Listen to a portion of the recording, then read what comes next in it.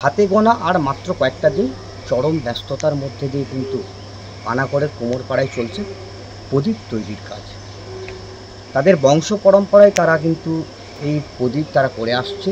বাজারে এসছে নিত্য নতুন বিভিন্ন ধরনের রং বেরঙের ইলেকট্রনিক্স বাল্ব বা টুনি লাইট।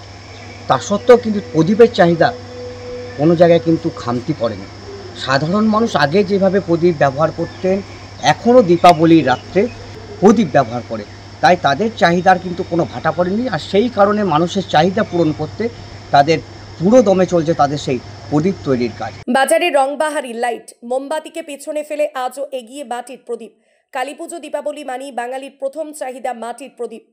সেদিনের সুদিন আর নেই। অতি উজ্জ্বল এলইডি আলোয় ঝলমল করে অমাবস্যার অন্ধকার। যুগের সাথে সাথে প্রদীপের ব্যবহার একটা সময় কমেছিল, তবে এখন তা ফিরে এসেছে সেই প্রদীপই। এখন আলো দেখাচ্ছে। এবছর 1 টাকার প্রদীপের খুব কদর পানাগড়ে। মাটির প্রদীপের প্রতি আকর্ষণ কমার কারণ তার জ্বালানি।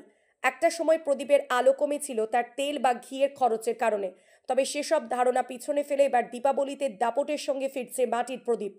চায়না আলো রমরমা বাজার থাকলেও মাটির প্রদীপ কিন্তু অনেকটাই তার পুরনো সম্মান ও আকর্ষণ ফিরে পেয়েছে। পানাগড় বাজারে জুড়ে আলোর মেলা, ব্যাপক হারে বিক্রি হচ্ছে চায়না এলইডি।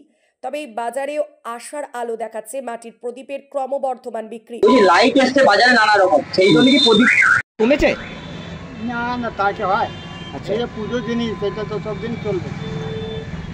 মানে কত প্রদীপ বিক্রি করেন? ওদের আমাদের তো বাজারে লাগায় না, এইখানে লাগায়, যা 2-4 হাজার বিক্রি হলো। তাও মোটামুটি কত প্রদীপ বিক্রি হয়? বলছে তো 4-5 হাজার হবে। আচ্ছা, আপনি 2-4 হাজার বিক্রি করেন। ওই পানাগড় বাজারে তাহলে লাখ লাখ প্রদীপ বিক্রি হয়? আমার ভাড়া করে 3 লাখ বানাই। 3 লাখ? আচ্ছা, কতদিন থেকে বানাচ্ছেন আপনি? আমাদের আছে 45 বছর, 44 বছর। আপনি বানাচ্ছেন? আপনি নিজের হাতে বানান তো? পুজো হাতে বানা, আর তো এখন পারছি না, আবার মিস্ত্রি আছে। বাজারে তো প্রচুর ইলেকট্রনিকের লাইট এসছে, তো প্রদীপের বাজার কি কমেছে না বেড়েছে? না, ওই রকম চলে, একই চলছে। যত বাহার হবে তাহলে মাটির জিনিসটা কমবে না। আচ্ছা, কম জ্বালাবে বলে বউ, কিন্তু নেবে ওইটা। কতদিন থেকে করছেন মোটামুটি মাটির প্রদীপ? অনেক দিন থেকে। আচ্ছা, কত প্রদীপ বানান আপনারা? প্রদীপটা পানাগড়ের মধ্যে মোটামুটি ধরুন 5 লাখ হবে। 5 লাখ? হ্যাঁ, আপনারা কত বানান? ওই মোটামুটি রাখো না 1 লাখ পর্যন্ত। 1 লাখ? বলছি যে কী কী বানান প্রদীপ? খালি প্রদীপ হয়, এটা এই প্রদীপ হলো তো, হ্যাঁ। এর থেকে একটু ছোট হয়, তার আচ্ছা। থেকে ছোট হয়, এর থেকে বড় হয়, তার ওই থেকে ভি বড় হয়। আচ্ছা, মানে অনেক রকমের সাইজের বানান? হ্যাঁ, আচ্ছা, যে 500 হলো, আর 200 গ্রামে, 100 গ্রামে, 50 গ্রামে, আবার ওই 10 ml। আপনার নাম? জগদীপ পণ্ডিত।